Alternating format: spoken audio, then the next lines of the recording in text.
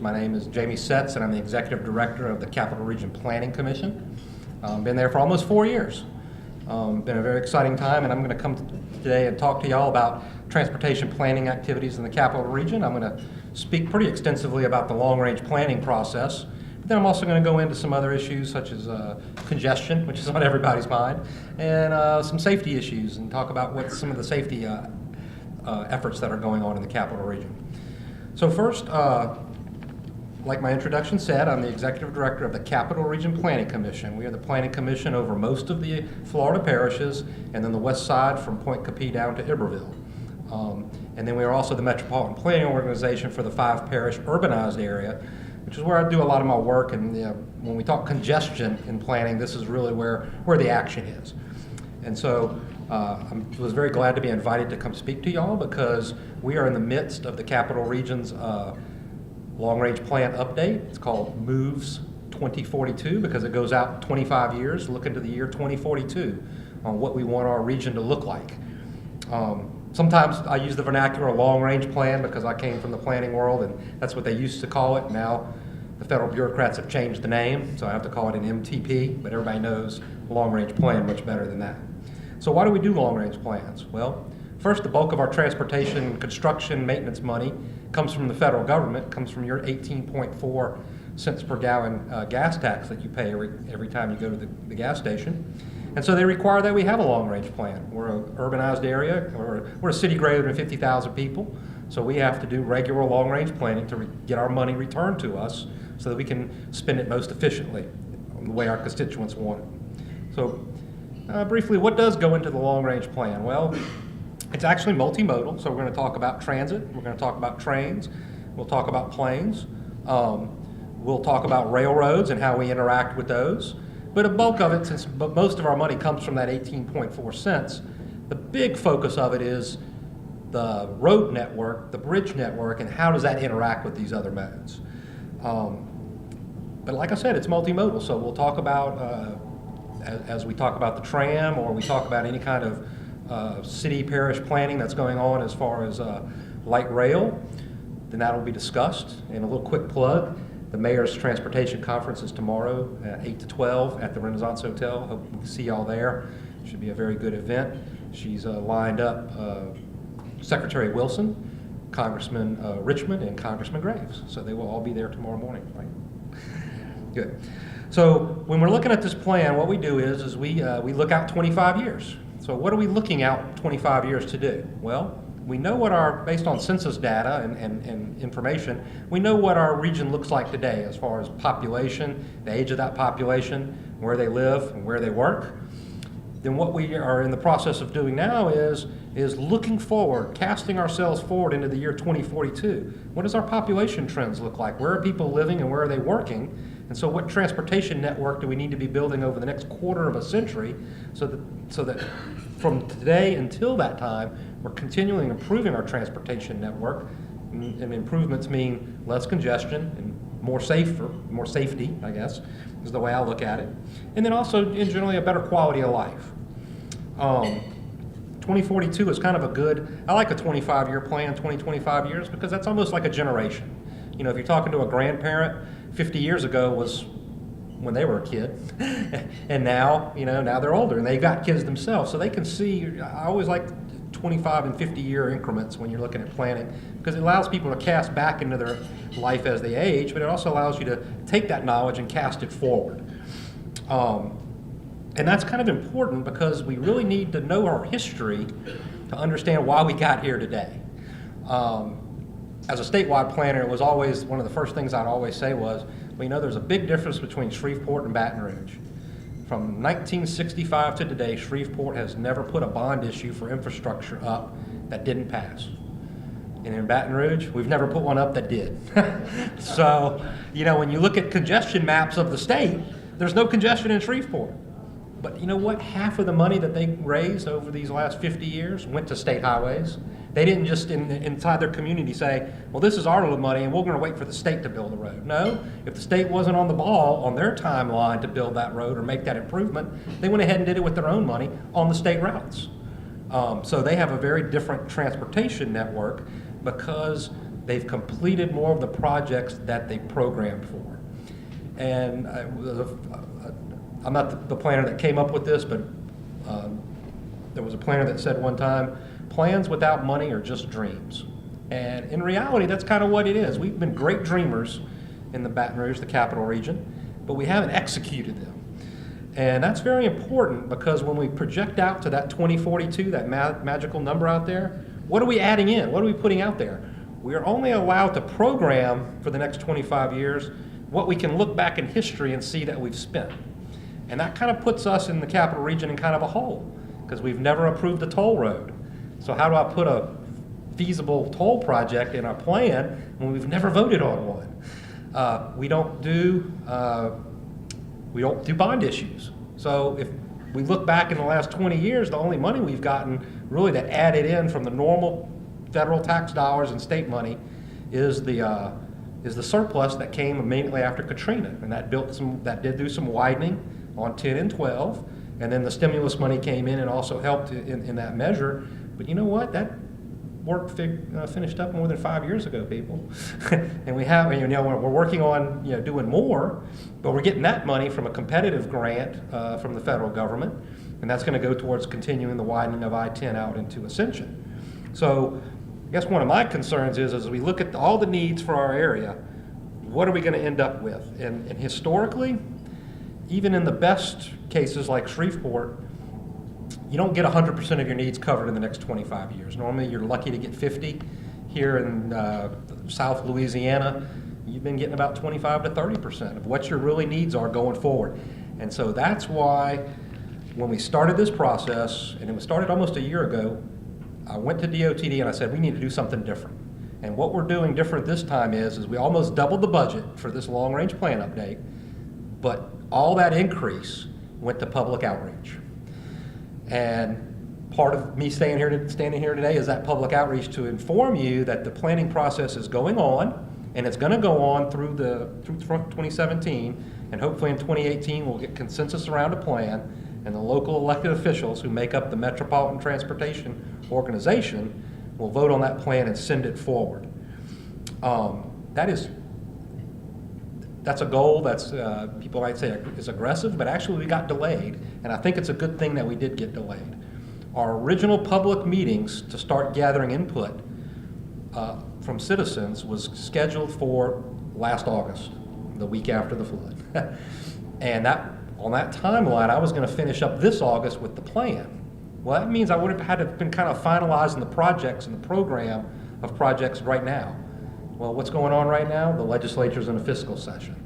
So 6 months before we get our plan finalized, we're going to have, at the end of June or the beginning of June, we're going to know from the legislature how much of the lift for the statewide needs has the legislature and the governor been able to come to an agreement on.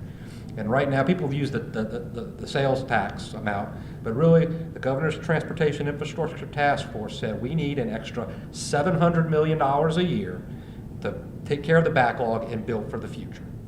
Now, people equate that to about 23 cents per gallon. If you figure that the state gas tax generates $30 million per cent.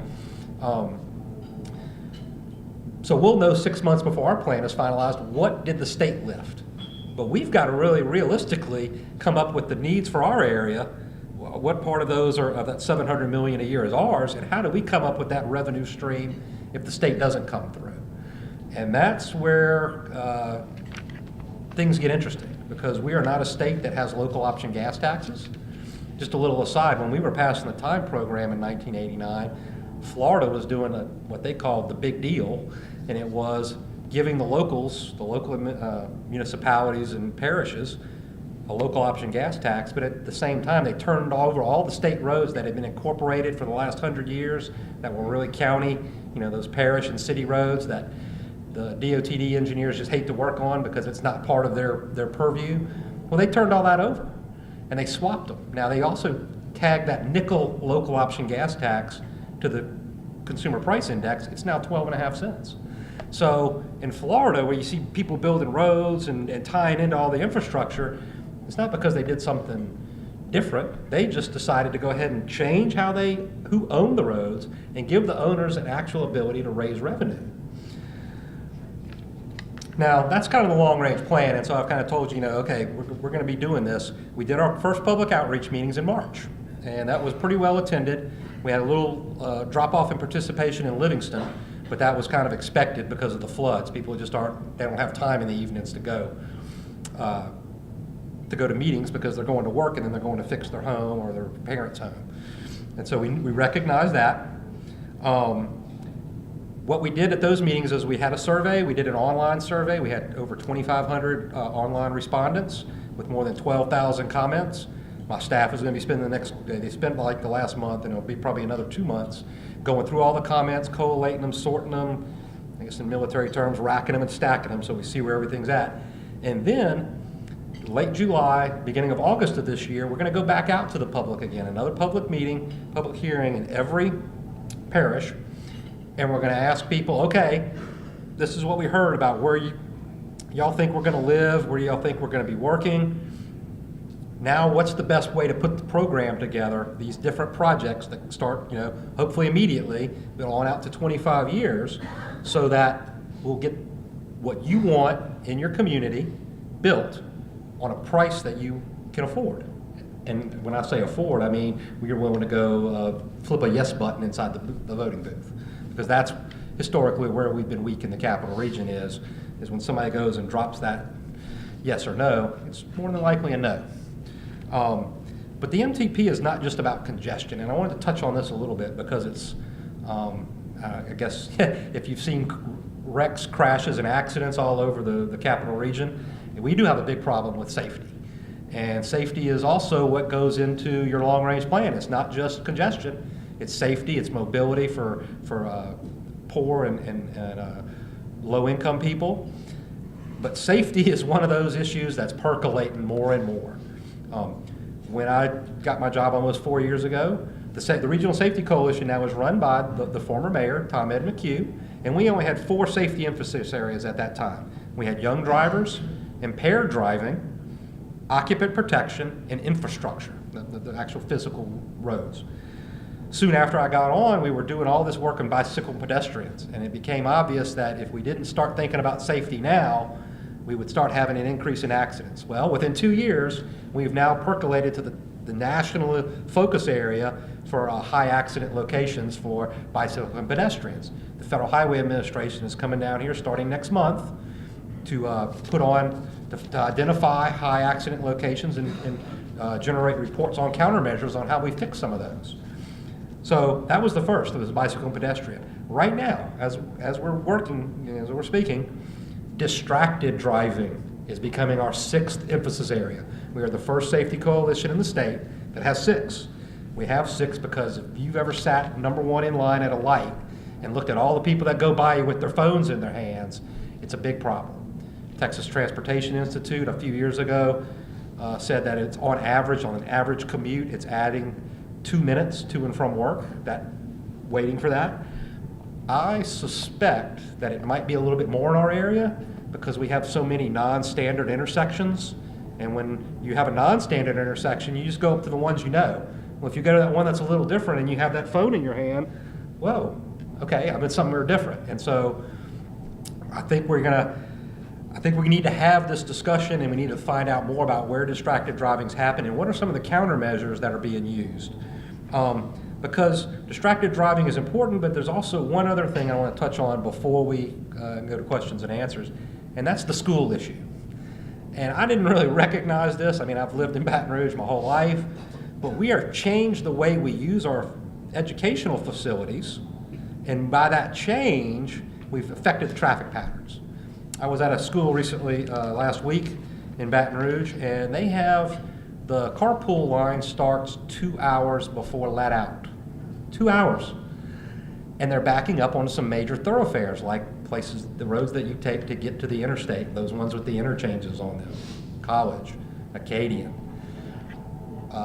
Over in West Baton Rouge, they have the same issues at their schools. They have the same issues out in Central. So schools, and just to kind of touch on how this affects congestion, my staff has actually been working on the congestion maps, but they've been pulling when the schools are off for spring break and summer and started looking at those differences in their market. Even on the interstates, speeds increase and safety increases on days when the colleges and the high schools are not in school. And it's not just LSU. People always say, well, it's an LSU problem. No, it's a Southern, it's a BRCC, and it's a high school. I went over to one of the parish presidents on the other side. Every May they do the graduation maps, with all the kids that are graduating. And I took it to him, I laid it on his desk and said, okay, every one of these pictures multiply by 4, because that's how many kids you have going over to Baton Rouge. It was 400 children. 400 children are crossing the bridge every day to go to school. When everybody always says, well, why don't you put them in a carpool? Well, that's actually a good idea, and it works in the morning because everybody's going to school in the morning. But what happens at 2:30 when school lets out? One kid goes to cheerleading, one kid goes to soccer, one kid goes to football, and one kid goes to band. And so you now have one car for 4 needs. And so we're trying to work through some of that and see how we can start standardizing and getting that better. But certainly schools have an impact on our transportation network, and it's what we're going to look at as we go in and start talking about the long-range plan. And as I finish my prepared remarks, such as they were, I just want to let y'all know that tomorrow is the Mayor's Transportation Summit. It's at the Renaissance Hotel, and there are 3 topics that I saw, and I'm on one of them. There's corridors and capacity, mobility and urban enhancement, and smart technologies and safety. So smart technologies, safety. We're going to talk about, on my panel is going to be corridors and capacity, and the first thing on there, alternative corridors to 1012 and 110. So we're going to be talking about things like Government Street, Florida Boulevard, Plank Road. Plank Road is one of those unsung roads that we have that we've just never paid attention to for 50 years, and now even the feds are coming down saying, if you have a wreck on I-110, where do you go? You don't go anywhere except Plank. Well, let's make Plank that attractive alternative that would not only help the commuter traffic, but also helps revitalize a very old and historic part of Baton Rouge. Our message is that plans are ongoing for traffic improvements in the capital region, and we now need funding to make those plans reality. Tell us, if you would, a little bit about this 25-year planning process that you're underway with now. Yeah, the MOVE2042, which is what we're calling the Capital Region's Transportation Plan, is federally mandated. We're doing it in accordance with federal laws and regulations, working through state DOTD, and funded through both federal and state funds. One of the big issues in Baton Rouge, of course, is congestion, traffic congestion. Give us your assessment of that. We have very bad traffic congestion. On measures of medium-sized cities across the country, we rank some of the highest in the nation. A lot of that has to do with not having grown our road network over the last 40 years, while we've had phenomenal growth. What are some of the options to relieve traffic congestion? We can do a couple of things. We can either get people to start carpooling more, like they did 30, 40 years ago. In 1980, twice as many people carpooled as today. We can start building more roads and bridges and other things that get people where they want to go. We could also take existing pavements and maybe run express buses on shoulders. We can maybe change some lanes to high occupancy toll lanes, high occupancy vehicle lanes. Just as you keep growing, though, and you don't use these options, they become less and less applicable because you have a greater network that doesn't have them on there. If people have questions like more information about the 25-year planning process, what should they do? You can go online at crpcla.org, and we have surveys, and we have a lot of information on what the old plans looked like and how we're working on making this new plan.